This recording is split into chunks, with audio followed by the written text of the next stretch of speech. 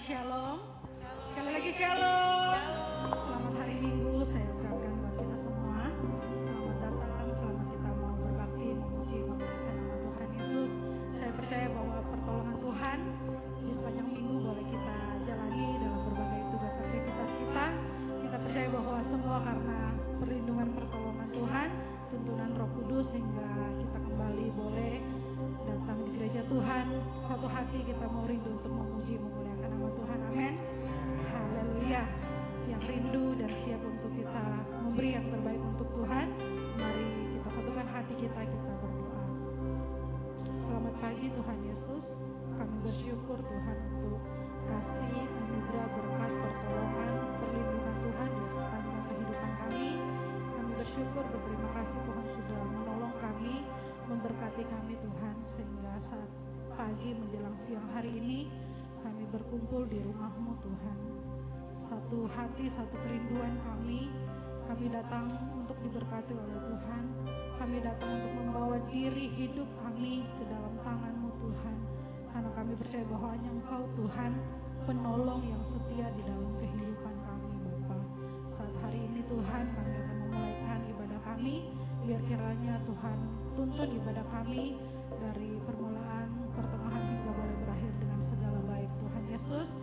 Gangguan apapun itu kami tolak semuanya di dalam nama Tuhan Yesus, dan kami percaya kuasa Allah, kuasa Roh Kudus-Mu tercurah untuk kami, dan kami siap untuk memuji, memuliakan Engkau Bapa kami, Tuhan kami yang baik, yang tidak pernah meninggalkan kami. Kami bersyukur, kami mulaikan ibadah kami di saat pagi hari ini hanya di dalam nama Tuhan Yesus. Haleluya. Amin. Mari kita siapkan hati kita untuk menyembah, memuliakan Tuhan Yesus. Kami membawa hidup kami ke dalam tangan-Mu Tuhan.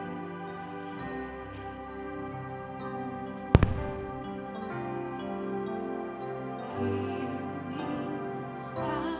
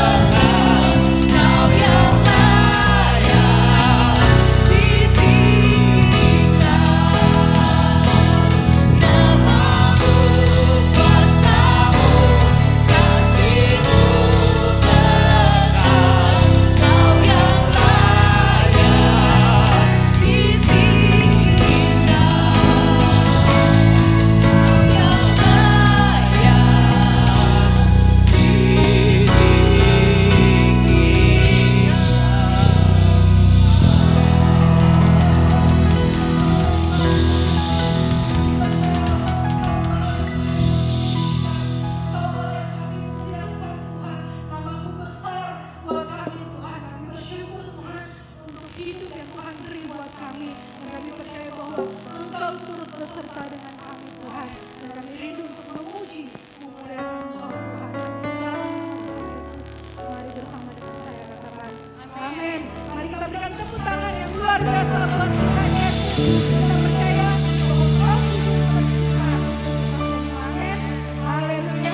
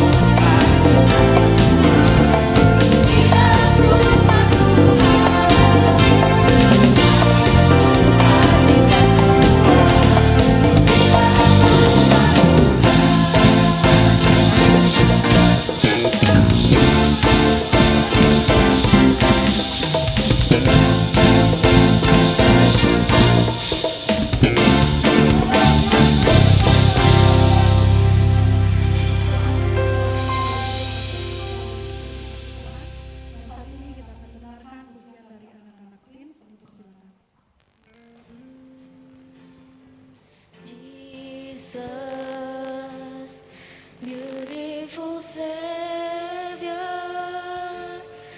God of all majesty, risen King, Lamb of God, holy and righteous, blessed Redeemer, bright morning star. All the heavens shout your praise. All creation bows to worship you. How wonderful, how beautiful, name above every name, exalted high. How wonderful, how beautiful, Jesus, your name, name above every name.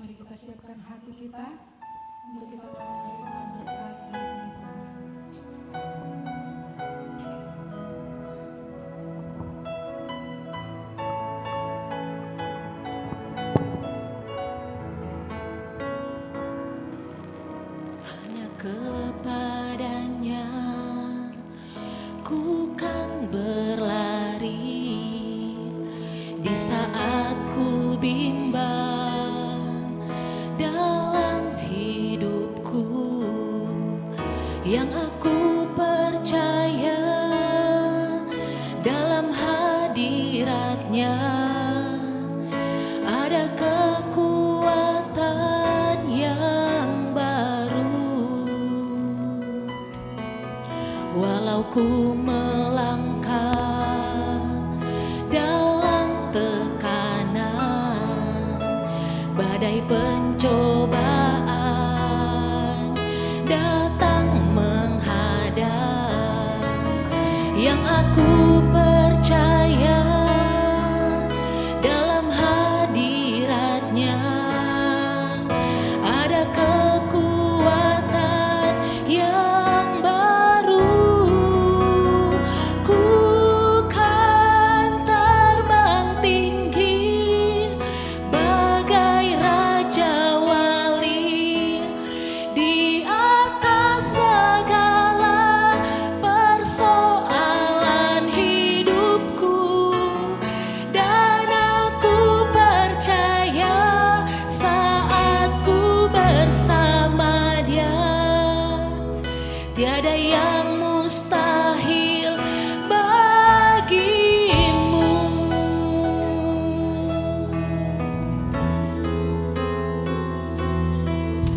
Hanya kepadanya ku kan berlari di saat ku bimbang dalam hidupku, yang aku percaya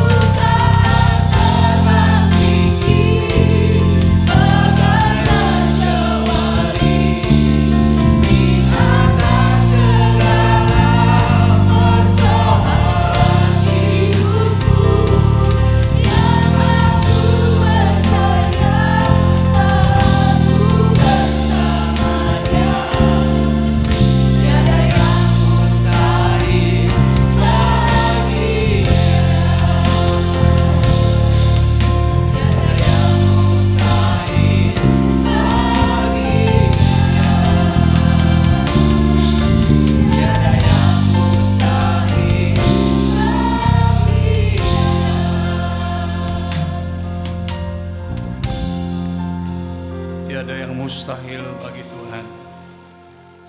Tetapi juga kitab suci berkata tiada yang mustahil bagi semua orang percaya yang in Christ.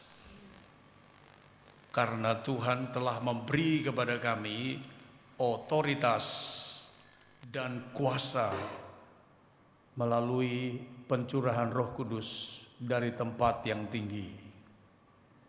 Buat kami mengerti seperti Tuhan membuka pikiran murid-murid dan mengerti kitab suci.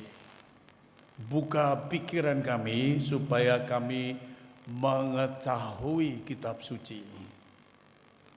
Dan ketika kami mengetahui kebenaran, maka kebenaran itu memerdekakan kami.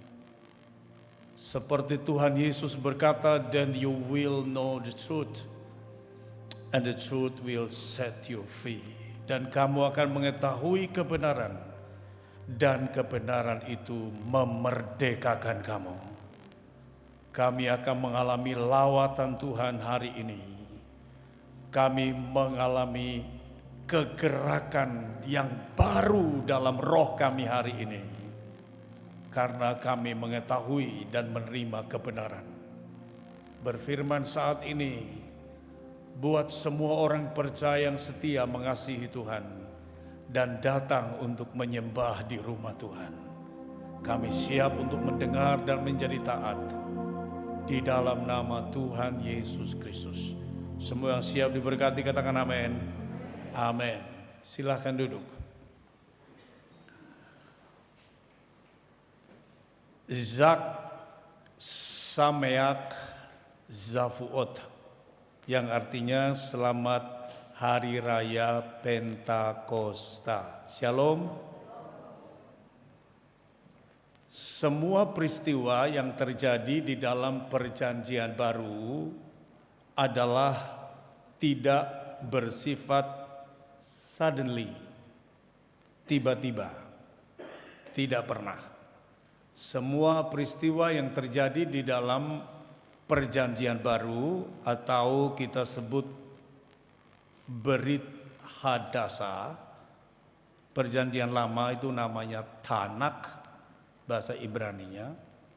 Semua yang terjadi di dalam Perjanjian Baru, Berit Hadasa, terjadi oleh karena sudah dinubuatkan di dalam Perjanjian Lama.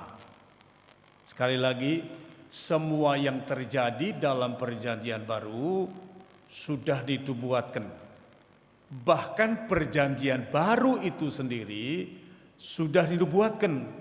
Tuhan berkata, akan datang waktunya aku akan membuat suatu perjanjian yang baru, tidak seperti perjanjian yang pertama atau perjanjian lama, atau kita sebut juga kitab Musa, kitab para nabi, dan kitab-kitab syair. Yang kedua, kalau kita Desember merayakan Natal, maka itu bukan tiba-tiba, tetapi 1500 tahun before Christ, Musa sudah berbicara tentang Natal. Begitu Musa menulis kitab Kejadian pasal 3 dan berkata, benih perempuan, maka itu Natal. 700 tahun sebelum Kristus, Nabi Yesaya pasal 9 ayat 6 berkata, namanya disebut penasehat ajaib. Namanya disebut El Elyon, Tuhan yang perkasa.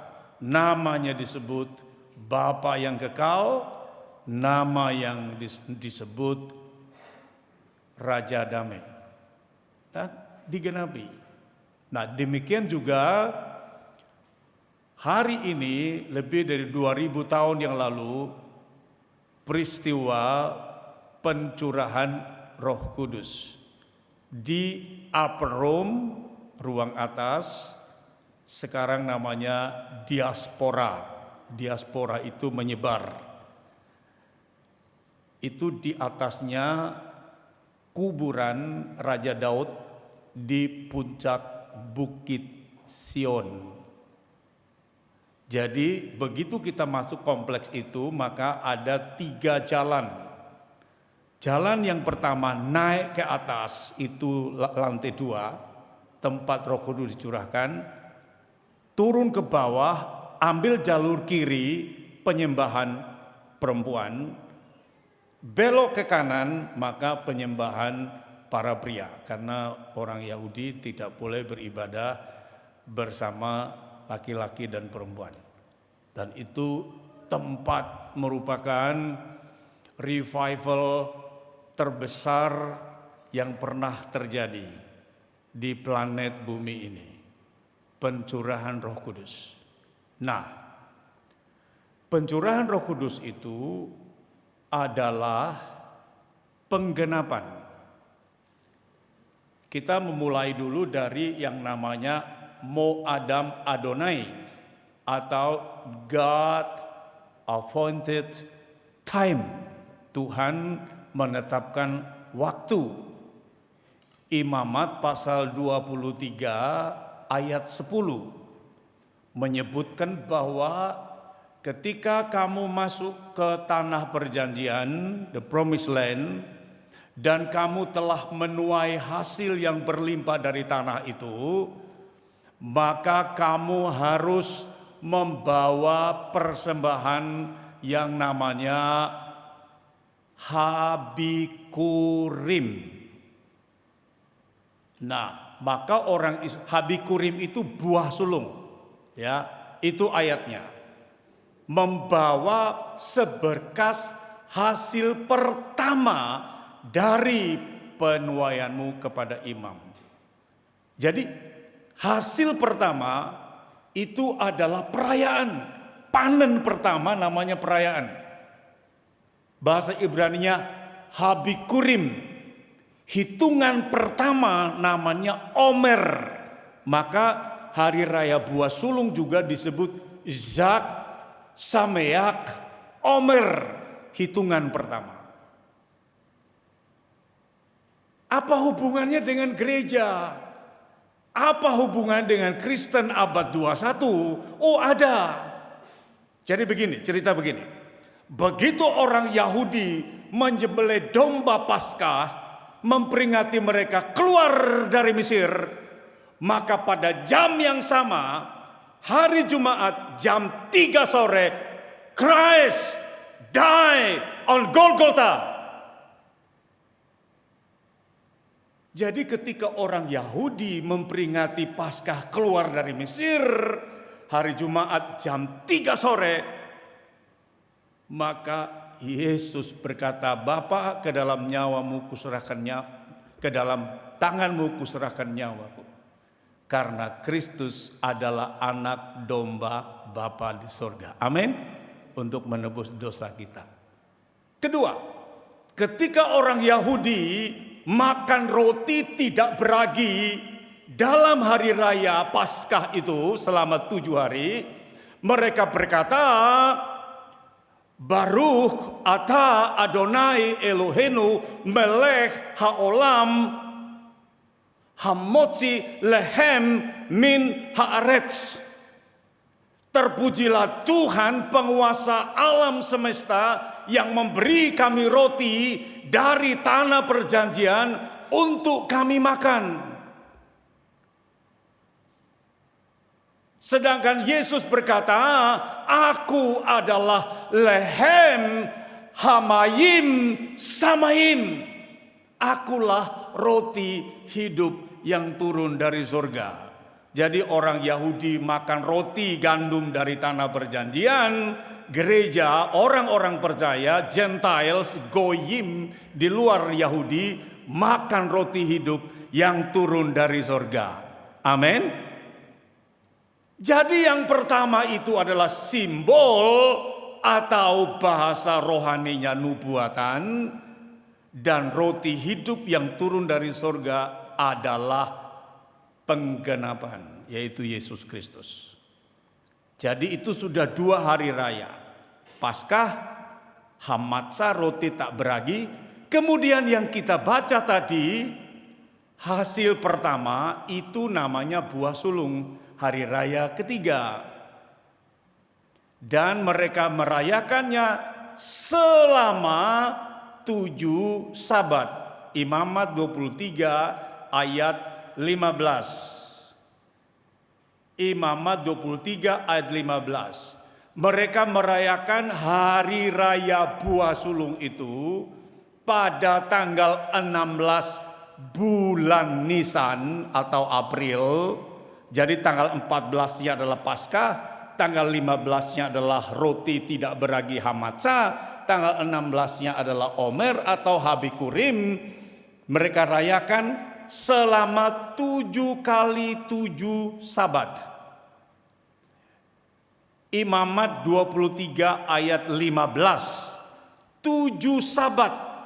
7 sabat itu sama dengan 49 hari.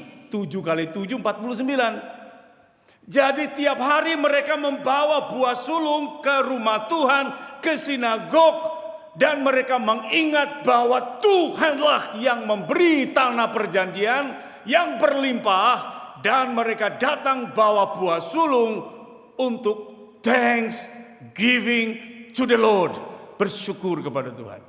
Itu luar biasa. Selama 49 hari.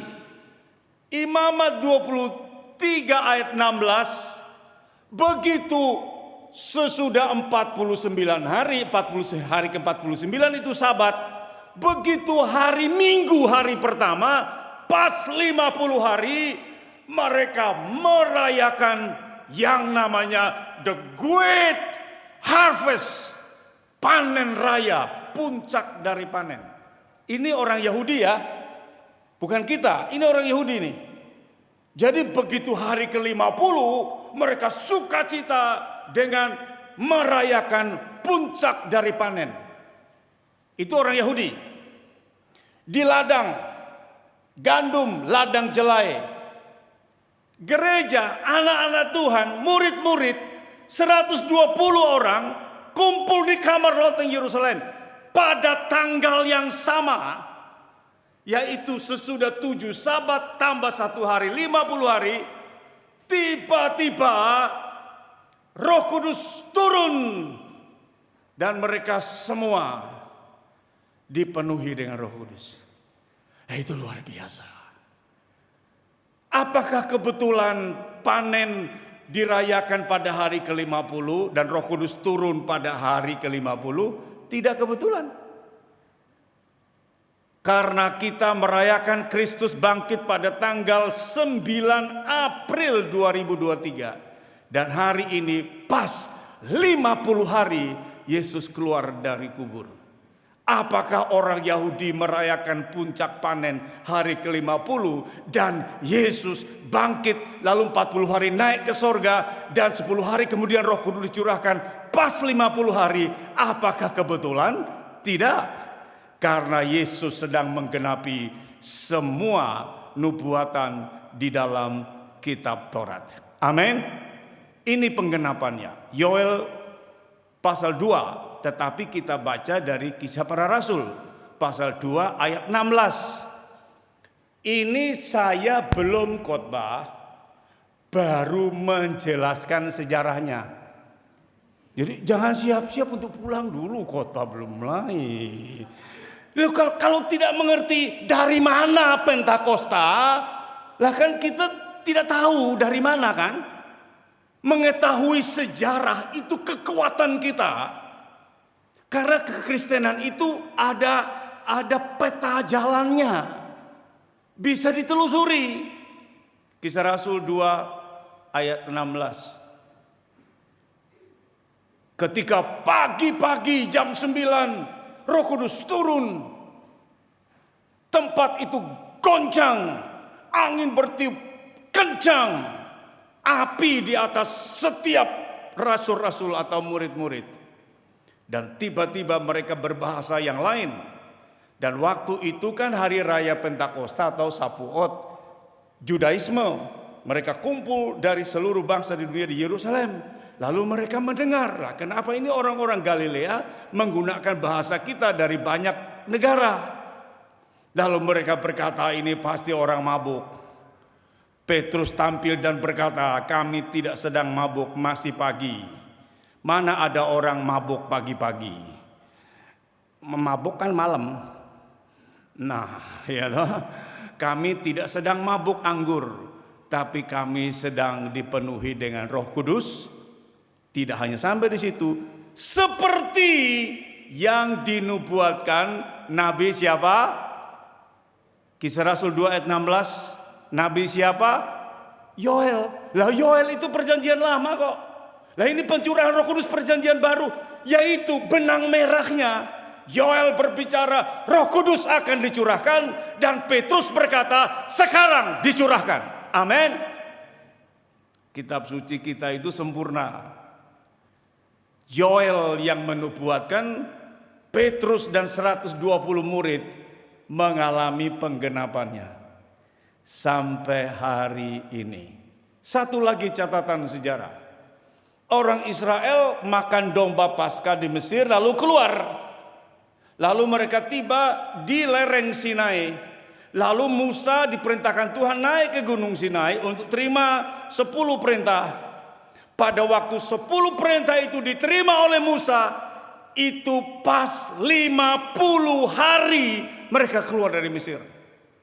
Maka secara Judaisme, orang Yahudi merayakan hari raya Shavuot, tetapi juga mereka merayakan pada tanggal yang sama, namanya Simchat Torah, atau sukacita turunnya Taurat di Gunung Sinai. Apakah itu kebetulan? Tidak.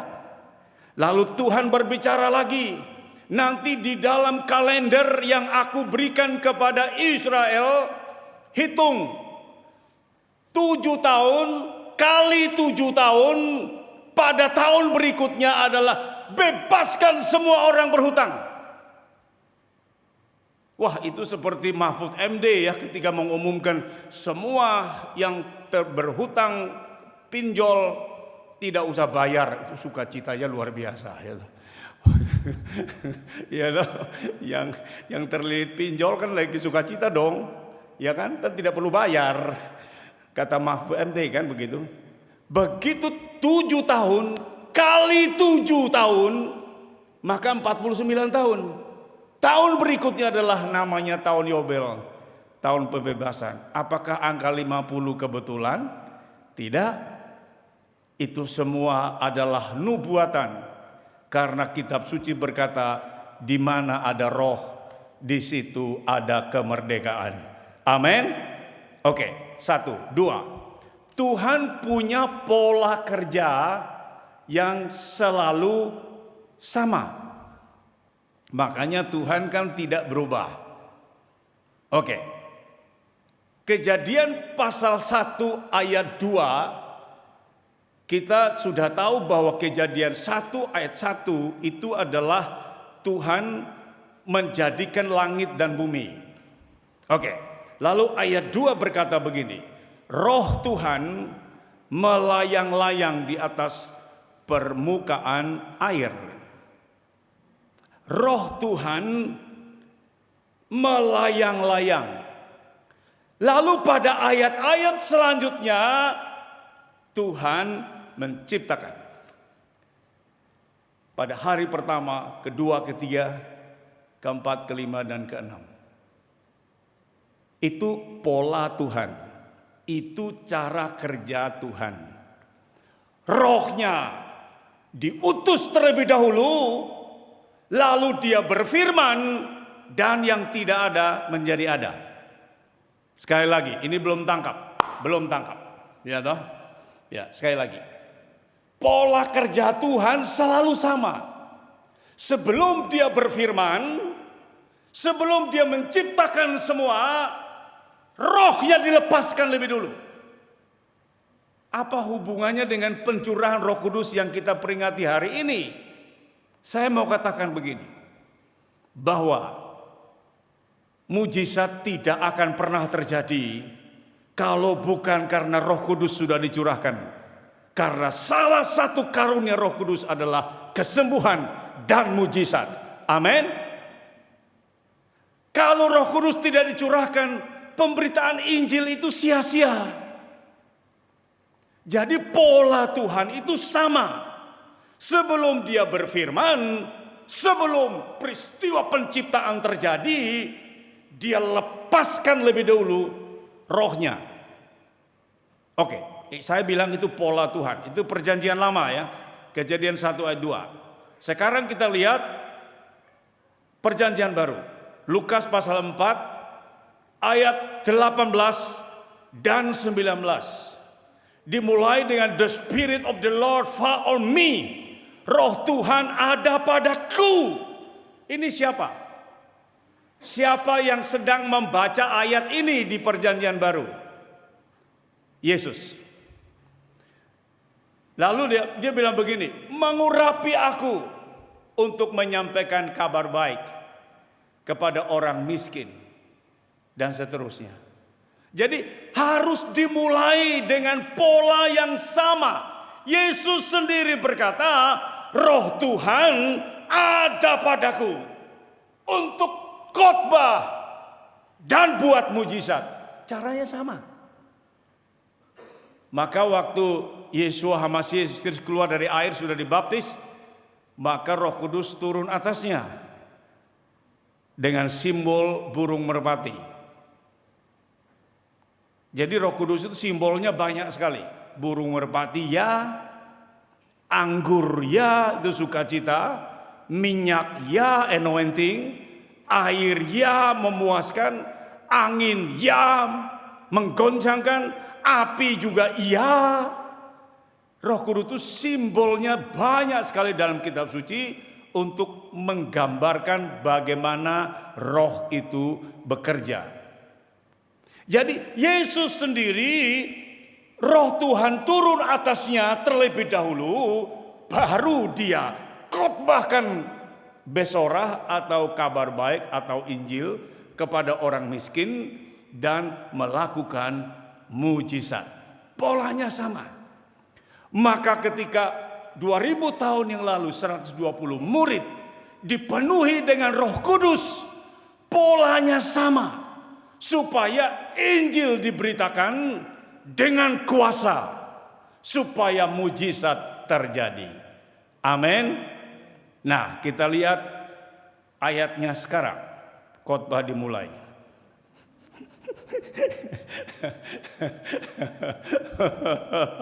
Ya, kita lihat sekarang. Injil Lukas pasal 24 ya. Karena ini dahsyat sekali, ini luar biasa. Lukas 24 ayat yang ke-49. Aku akan mengirim kepadamu apa yang dijanjikan Bapakku. Tetapi kamu harus tinggal di kota ini, di Yerusalem, sampai kamu diperlengkapi dengan kekuasaan dari tempat yang tinggi. Nah, ini temanya. Hidup dalam otoritas dan kuasa Roh Kudus. Wow, ini dia. Saya mau jelaskan dulu. Otoritas dan kuasa itu dua hal yang berbeda, tapi tidak bisa dipisahkan. Jadi otoritas dan kuasa itu dua hal yang berbeda, tapi tidak bisa dipisahkan. Ya, masuk kompleks pertokoan ini harus hati-hati karena ada perubahan di depan. Tidak seperti dulu ya. Ada banyak perubahan. Jadi mesti pelan-pelan rukonya di mana? Saya tidak lihat rukonya. Yang saya cari apa? Di mana fotonya Pak Gembala ya? Saya cuma lihat itu. Mana fotonya? Begitu lewat MOI, saya lihat mana fotonya. Nah, ada fotonya belok kiri pasti nyampe. Ya, jadi begitu lihat fotonya belok kiri. Dan saudara tahu di foto itu ada keterangan siapa dia. Depan namanya pendeta. Itu hamba Tuhan loh, bukan penjaga kuil, bukan. Itu pendeta kartu yang dikeluarkan oleh Gereja Bethel Indonesia. Di depan namanya. Itu harus ujian. Tapi bukan soal hasil ujiannya. Soal diberi otoritas oleh sinode. Itu. Jadi pendeta di depan nama Samuel C. itu otoritasnya untuk mengerjakan, mengeksekusi. Waktu mengeksekusi itu kuasanya. Wah, ini mestinya khotbah di depan jemaat yang pinter tidak boleh terlalu jelas. Banyak orang kan pergi ke Serpong kan. Nah, kalau pergi ke Serpong dari Alam Sutra ke BSD itu bisa macet lama sekali. Dan tidak ada lampu merah di situ. Di depan WTC ada putaran dari arah BSD ke Melati Mas Residence. 2 putaran balik. Dan 2 putaran itu yang membuat macet bisa 3 kilometer. Dari gerbang BSD mau masuk BSD sampai Alam Sutra. Dan belum pernah saya lihat ada polisi di situ. Belum pernah. Paling satpam atau ya yang ngatur mobil putar itu namanya apa ya? Pak Ogah ya. Ya itu. Itu dia di situ. Sampai sekarang. Jadi kalau yang dari BSD untuk mau putar ke Melati Mas Residence itu bisa macetnya sampai lampu merah BSD. Hanya karena putaran itu. Saya mau tanya, itu Pak Ogah itu legal atau ilegal? Ilegal. Masa polisi mau dikasih gopetun? Ya tidak mau, ya terhina. Ya toh, polisi saya kira dikasih gomban aja dia nggak mau kok ya. Dan memang polisi kita tidak mau. Kalau toh polisi mau uang itu polisinya tetangga bukan Indonesia. Percayalah sama saya.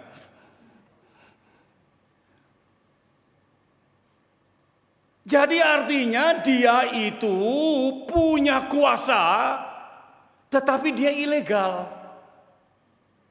Saya kasih contoh satu ya, Matius 24 ayat 23. Ini menjelaskan tema, kontennya belum. Matius 24 ayat 23, kita lihat ini ya. Matius 24 ayat 23. Sebab Mesias-Mesias palsu dan nabi-nabi palsu, ini legal atau ilegal? Ilegal. Akan muncul dan mereka akan mengadakan tanda-tanda yang dahsyat dan mujizat-mujizat. Ini kuasa loh. Mesias palsu, nabi palsu bisa bikin mujizat. Ini kan kuasa. Nah, sehingga sekiranya mungkin mereka menyesatkan orang-orang pilihan juga. Nah, saya tidak menyinggung loh ya yang demonstrasi mujizat di media sosial ya. Ya tidak, ya toh. Ya, saya tidak menyinggung juga itu pesulap merah, Ibu Ida Daya, tidak. Bukan levelnya di situ. Karena ini berbicara tentang Mesias yang palsu dan nabi palsu. Dan ternyata mereka bisa bikin tanda, mujizat yang dahsyat. Jadi artinya mereka punya kuasa dan mengeksekusi, melakukan mujizat, tetapi itu ilegal. Yang di Matius 7 ayat 21 berkata, aku tidak mengenal kamu, hai pembuat apa? Kejahatan. Nah itu. Jadi kalau kuasa tanpa otoritas, maka itu ilegal. Maka otoritas itu pertama diberikan dulu kepada kita. Contoh, Yohanes 1 ayat 12. Semua yang believe in Christ disebut anak-anak Bapa di surga. Nah, diberi kuasa untuk menjadi anak-anak Bapa di surga. Kata kuasa di situ adalah otoritas. Atau bahasa Yunaninya disebut exousia. Ya. Jadi otoritasnya adalah pada statusnya. Jadi otoritas itu status. Anak itu punya otoritas. Maka anak yang bungsu itu berkata kepada ayahnya, "Ayah, berikanlah kepadaku harta yang menjadi milikku." Jadi karena dia punya otoritas, karena dia anak, Lukas 15 ayat 12, maka dia berkata, "Berikan harta yang milikku." Dia mengeksekusi dengan power karena dia anak. Lah dia anak. Lah yang nanti dapat warisan dari Pak Gembala adalah harus yang marganya si. Ya kan Samuel si. Itu harus anak. Jadi otoritas itu berhubungan dengan legalitas. Legality itu berhubungan dengan legacy. Misalnya hamba. Hamba itu punya otoritas. Otoritas siapa yang melekat pada hamba? Yaitu tuannya. Maka kalau kita disebut anak-anak Bapa di sorga, itu otoritas. Kita disebut hamba Tuhan, itu otoritas. Maka Tuhan beri kuasa kepada yang memiliki otoritas. Amin. Haleluya. Jadi kalau sebagai anak, maka kita punya kuasa. Sebagai apa? Ahli waris. Kita punya hak, itu otoritas sebagai ahli waris. Kita juga di sisi lain disebut hamba-hamba Kristus. Hamba di situ bukan zakir, bukan. Tetapi hamba di situ ada karena hamba Kristus. Bahasa Ibraninya Obadiah, hamba Tuhan. Maka Tuhan disebut Adonai. Adonai itu Tuhan dan kita adalah hambanya. Ya loh? Orang mau demo Pak Muldoko ya terserah. Teman-teman kita dari Partai Demokrat kan tidak terlalu happy dengan keberadaan Muldoko ya di lingkungan istana. Tapi kalau Pak Presiden masih bilang, Muldoko penjaga istana mau apa?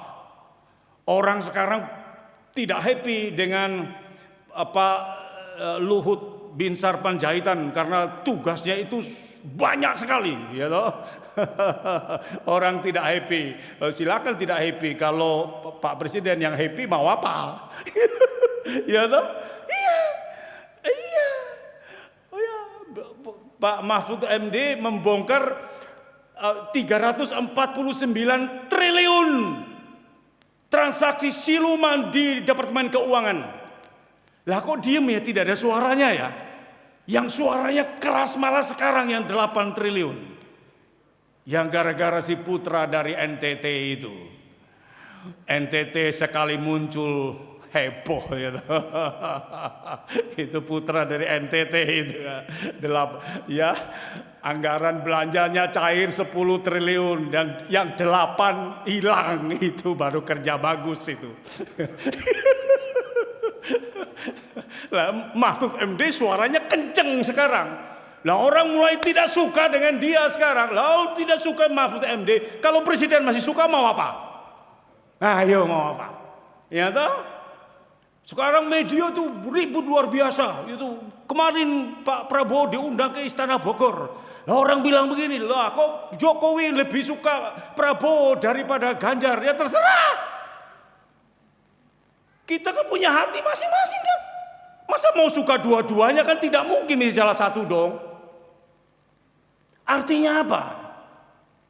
Kalau kita hamba Tuhan, kita melekat pada otoritas Tuhan. Tuhan berkata, lihat itu hambaku yang aku pegang, kepadanya aku berkenan. Aku taruh rohku atasnya. Amin. Selesai. Jadi menjadi hamba Tuhan itu otoritas. Nah, kalau otoritas ya udah apapun yang dikerjakan. Kitab suci berkata Tuhan memberkatinya dan Tuhan membuatnya sukses. Jadi otoritas itu sangat penting sekali dalam hidup kita. Maka sekali lagi otoritas itu melekat dengan status kita sebagai anak-anak Bapa di surga. Maka kuasanya adalah pada waktu mengeksekusi. Maka kenapa ada kuasa di dalam perkataan? Karena ada otoritas. Mengapa ada kuasa di dalam apa yang kita kerjakan? Letakkan tangan atas orang sakit dan orang itu sembuh. Kenapa? Karena ada otoritas. Jadi otoritas dan kuasa itu adalah satu paket. Kita adalah anak-anak Bapa di surga dan kita adalah hamba-hamba Tuhan. Kita melayani Tuhan. Amin. Jadi Tuhan memberi kepada kita otoritas dan kuasa. Dan kuasa itu adalah yang kita rayakan hari ini, pencurahan Roh Kudus. Mungkin orang bertanya, bagaimana saya tahu bahwa Roh Kudus bekerja di dalam diri saya? Yang pertama, kitab suci berkata, Roh Tuhan bersaksi bersama dengan roh kita dan kita berseru, ya Aba, ya Bapa. Amin. Roma 8. Ayat 15, 16, 17. Artinya apa? Ketika kita bisa memanggil Bapa, Bapa di sorga, itu karena pekerjaan Roh Kudus. Itu prinsipnya. Jadi Roh Kudus bersaksi bersama roh kita bahwa kita adalah anak-anak Bapa di sorga. Dan itu powerful. Itu tidak bergantung kesaksian kita. Ya, karena yang bersaksi bahwa kita adalah anak-anak Bapa di surga adalah Roh Kudus bersama dengan roh kita. Jadi kesaksian itu bukan dari diri kita. Kalau kesaksian itu dari diri kita, itu kita bisa gagal. Kita bisa gagal. Kita bisa gagal jadi anak Bapa di surga. Bisa. Kalau kesaksian itu hanya dari pihak kita. Tetapi kesaksian itu dari Roh Kudus. Ambil roh kita, lalu kita berseru, ya Aba, ya Bapa. Lah ini luar biasa. Artinya di dalam situasi yang sulit, apapun yang terjadi dalam hidup kita, kesaksian kita adalah Bapa di sorga. Kita adalah anak-anaknya. Amin. Itu pekerjaan roh. Maka anak-anak Tuhan tidak pernah takut menghadapi apapun yang terjadi dalam hidupnya. Karena tidak akan pernah kehilangan otoritas. Tidak akan pernah kehilangan status. Tidak akan pernah kehilangan kesaksian sebagai anak-anak Bapa di surga. Karena yang bersaksi adalah Roh Kudus yang ada di dalam kita.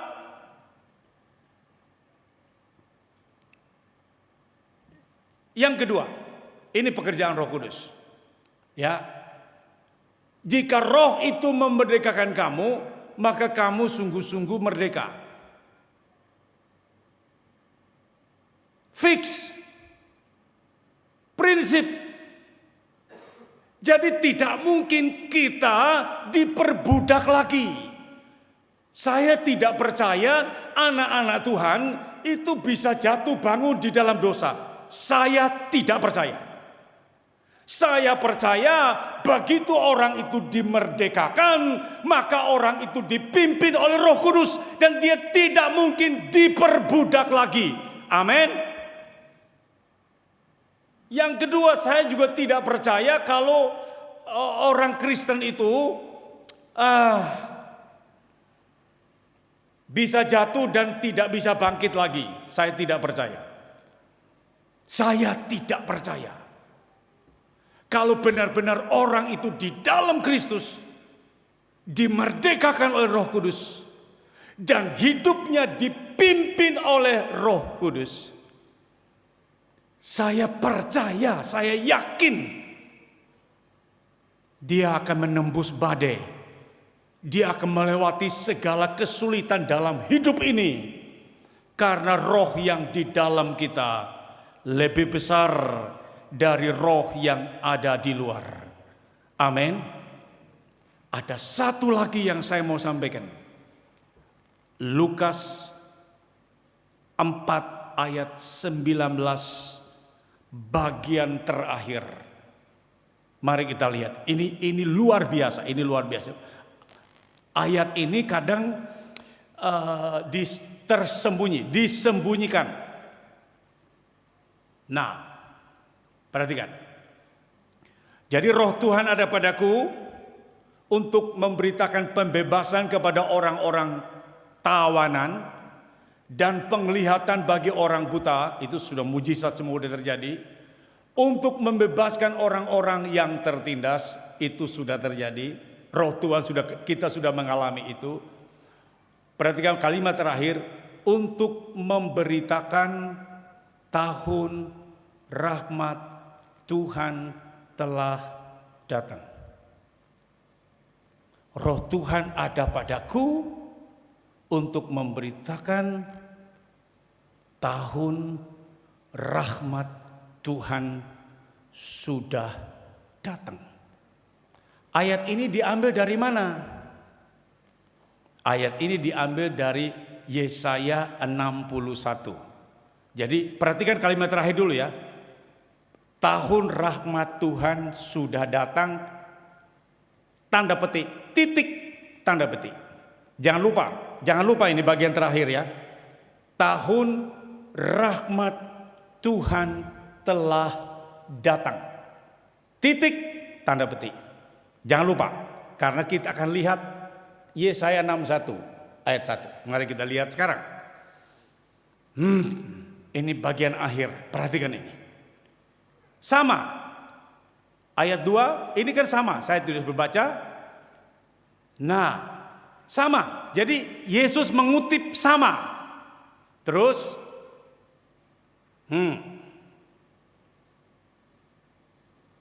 nah, ini dia masalahnya.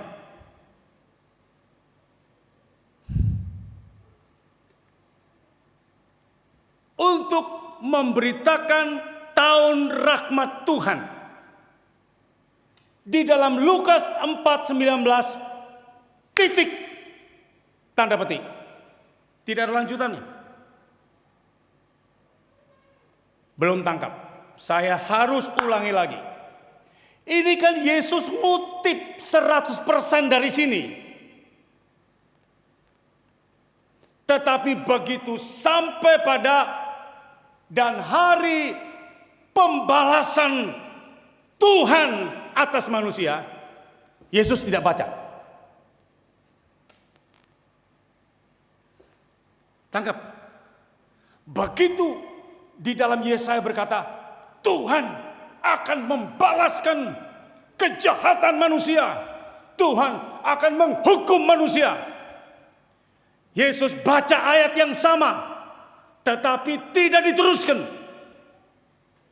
Yesus hanya berkata, Roh Tuhan ada padaku untuk mendeklarasikan tahun rahmat Tuhan telah datang. Titik.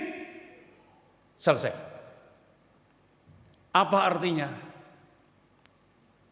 Sebenarnya artinya pekerjaan Roh Kudus itu, Roh Kudus datang untuk melanjutkan pekerjaan Yesus.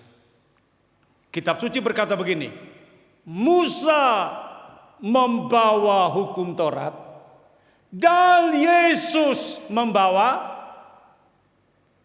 tuh kan? Loh, kitab suci berkata Musa membawa hukum Taurat dan Yesus membawa apa? Anugerah, kasih karunia. Itu udah fix, itu firman, itu kitab suci. Maka Yesaya 61 itu adalah Taurat. Tuhan membalaskan kejahatan. Tuhan menghukum orang-orang berbuat jahat. Itu kan? Ya. Tapi perjanjian baru Roma 8 ayat 12. Ayo kita lihat ini. Ini bagian terakhir. Roma 8 12. Roma 8 ayat 12. Kita mesti ngerti ini perjanjian baru. Roma 8 ayat yang ke-12 ya. Kita lihat dari ayat 8. Roma 8 ya. Kita lihat dari ayat 8.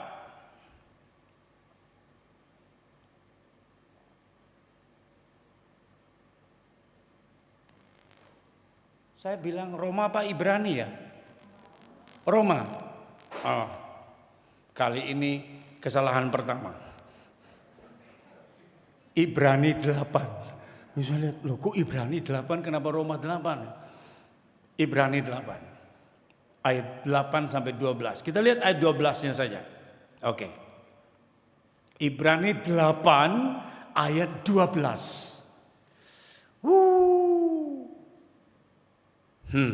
Ini perjanjian baru. Jadi tadi ya, Yesaya 61, Tuhan menghukum, Tuhan membalas. Wah, itu mengerikan loh. Ya. Tuhan membalas. Lalu kita lihat Ibrani 8 ayat 12. Sebab aku menaruh belas kasihan, compassion terhadap kesalahan mereka. Loh, berbuat salah tidak dibalas dengan kejahatannya, tetapi malah Tuhan berbelas kasihan. Beda ya? Oke. Dan tidak lagi mengingat dosa-dosa mereka. Karena Yohanes berkata, lihat anak domba Bapa menghapus dosa dunia. Namanya Yesus karena dia akan menyelamatkan umatnya dari dosa. Dia mati di Kalvari untuk menanggung dosa kita. Dan Paulus berkata di dalam Kristus tidak ada lagi penghukuman. Amin. Apalagi kutuk. Tidak pernah ada lagi. Jadi Yesaya 61, Tuhan membalaskan kejahatan. Itu adalah Taurat. Tetapi Lukas 4 ayat 19 bagian terakhir. Tahun rahmat Tuhan. Titik. Itu adalah pekerjaan Roh Kudus. Melanjutkan pekerjaan Yesus Kristus. Yang karena anugerah. Amin. Haleluya. Itu luar biasa. Maka Ibrani 8:12 berkata, aku berbelas kasihan kepada kesalahan mereka. Dan aku tidak lagi mengingat dosa mereka. Kesalahan mereka. Jadi kalau ada jemaat yang tiba-tiba mengingat dosanya, lalu merasa tidak layak, wah aku tidak layak. Pasti itu bukan dari Tuhan. Itu suara pendakwa kita yang selalu menuduh kita. Kita sudah tahu siapa. Setan itu kan selalu menuduh kita, mengingatkan kita, kesalahan kita, dosa kita. Kau tidak layak, kau tidak layak, kau orang berdosa. Pasti itu setan. Jadi kalau ada suami yang selalu mengingat dosa, kesalahan istrinya, kita udah tahu siapa yang di dalam suami itu. Istri kalau ungkit-ungkit kesalahan suami, kita sudah tahu. Sabar ya Pak, doakan istri. Kalau bisa ditengking ya toh. Karena itu bukan roh Tuhan. Roh Tuhan tidak pernah mengingat kesalahan kita, dosa kita. Amin. Iya. Jadi roh Tuhan dicurahkan untuk memberikan kepada kita tahun rahmat Tuhan.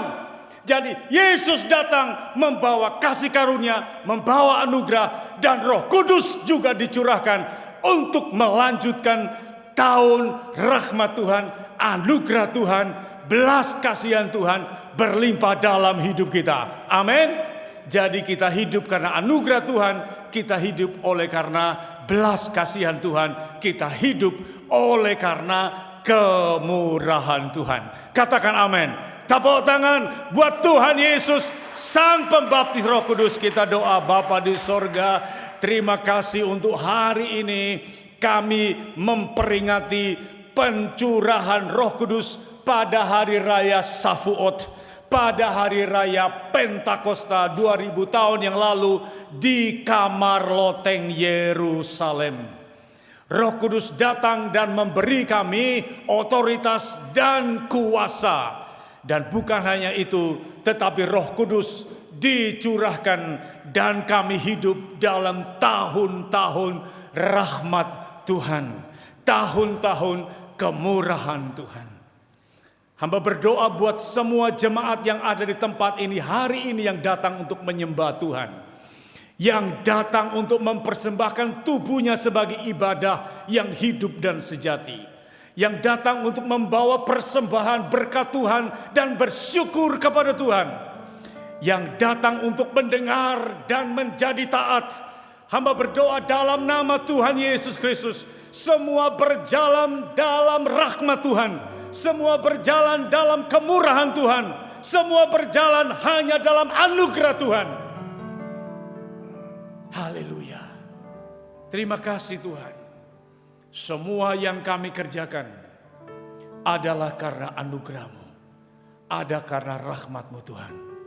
Meteraikan firman-Mu dalam hati kami. Berkati semua jemaat, berkati keluarga, berkati orang tua, berkati anak-anak. Terus urapi kedua hamba-Mu, Senior Pastor Samuel C. dan Asisten Pastor Wiwi Indrayani. Berkati, sertai, topang, dan semua teman-teman yang menjadi bagian dari pelayanan pastoral,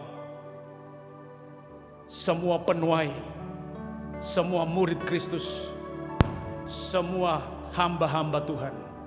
Urapi semua pemuji, semua pemain musik, mereka berada di garis depan dari revival, kebangunan rohani, tuaian jiwa-jiwa, pemulihan, kegerakan yang dikerjakan Roh Kudus. Terima kasih Tuhan, bukan oleh kuat, bukan oleh gagah, tapi oleh karena Roh-Mu. Terima kasih buat otoritas dan kuasa. Kami terima itu di dalam nama Tuhan Yesus Kristus, Sang Pembaptis Roh Kudus. Semua yang diberkati katakan amin. Amin.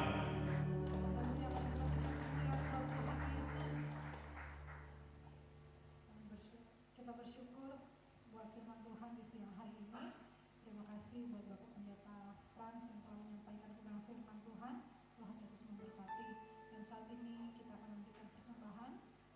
Saya mengundang para petugas panitia untuk bersiap untuk berdoa dan memberikan persembahan.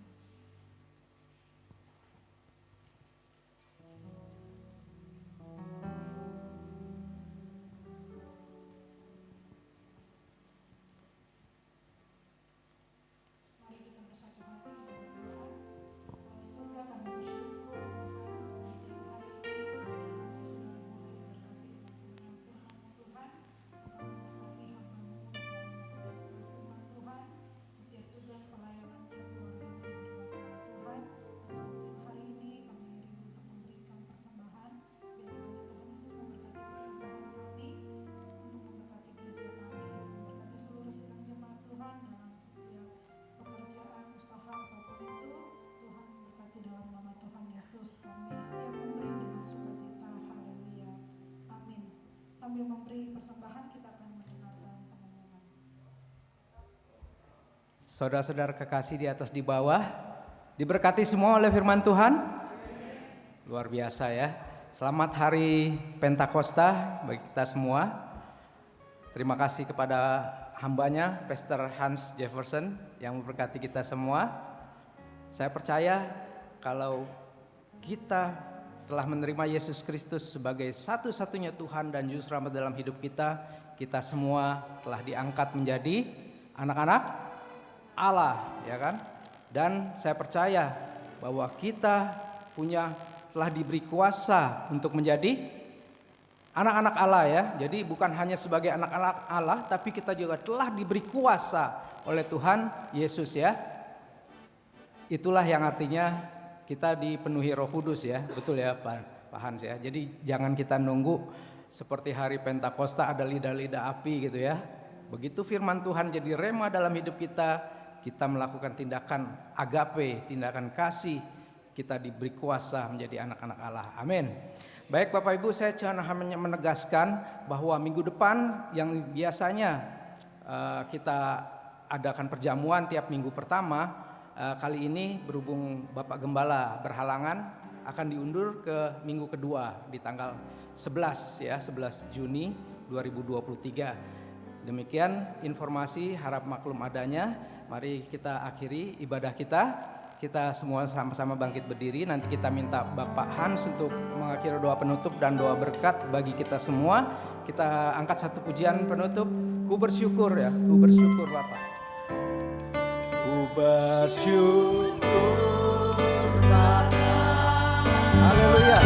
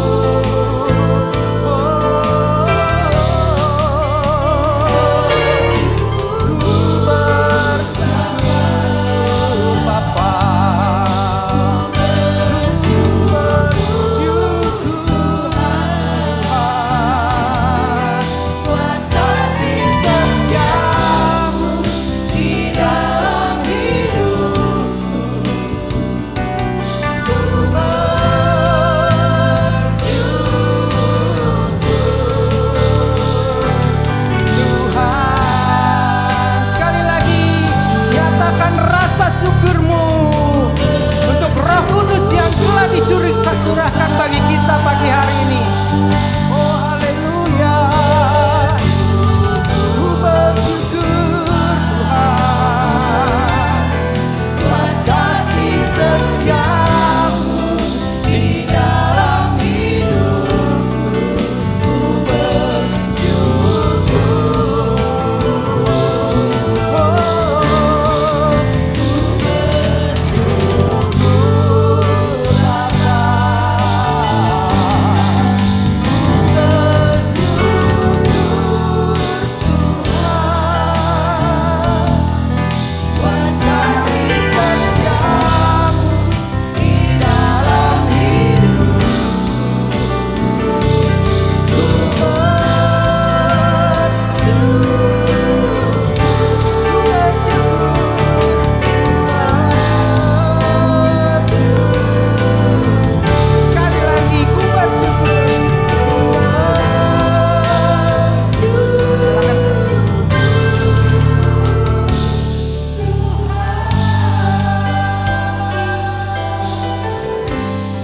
You'll be blessed when you come in. Semua yang diberkati waktu masuk, and blessed when you go out.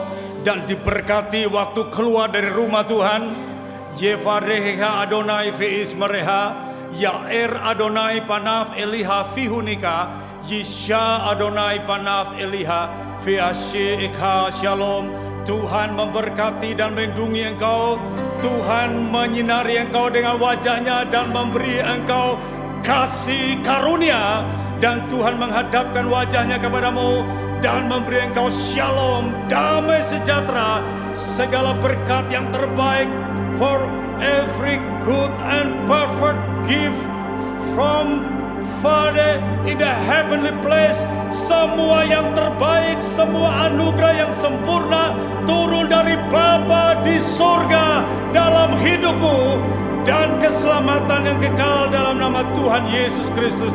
And Ruach HaKodes, Roh Kudus yang dicurahkan itu tinggal di dalam kita. Semua orang percaya memberi rahmat dan kasih setia dari Tuhan sekarang dan sampai selama-lamanya, sampai the second coming of Christ.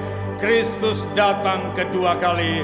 Semua yang percaya dan setia berkata amin.